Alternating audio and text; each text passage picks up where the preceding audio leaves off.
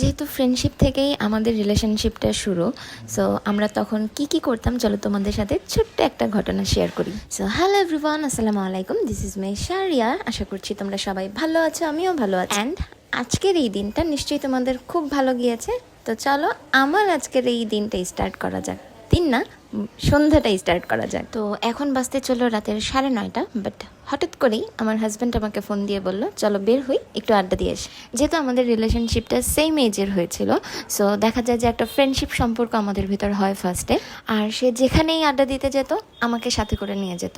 এমন কোনো প্লেস ছিল না যেখানে সে আমাকে নিয়ে যেত না, বা আছে না যে না তুমি গেলে আমার আড্ডা দিতে প্রবলেম হবে, এরকম কোনো কিছু সে মনে করতো না। সো অনেকদিন পর তারও কিছু ফ্রেন্ড সার্কেল এসেছিল, তাই আজকেও হঠাৎ করেই ফোন দিয়ে বলল চলো বের হও, আর ভাল লাগছে না, চলো একটু আড্ডা দিয়ে আসি।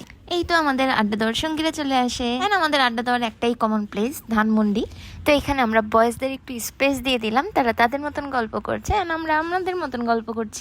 দেন গল্প করতে করতে একটু আবদার করে ফেললাম জামাইয়ের কাছে যে আমাকে একটা মিট বক্স কিনে দাও, আড্ডাটা যেন আরো বেশি জমানো যায়। আমরা দুজনেই খেতে অনেক ব্যস্ত, তারা কোনো চান্স পাচ্ছিল না খাওয়ার জন্য। যাই হোক, এত গরম পড়ছে, তো মিট বক্স খাওয়ার পরে চিন্তা করলাম একটা কোল্ড কফি খাওয়া যাক। আর ধানমন্ডির এই কোল্ড কফিটা এত জোস লাগে আমার কাছে। তো এই তো আমাদের অনেক গল্প করা, অনেক আড্ডা দেওয়া শেষে দেন এবার হচ্ছে কি ওদেরকে টাটা করার পালা।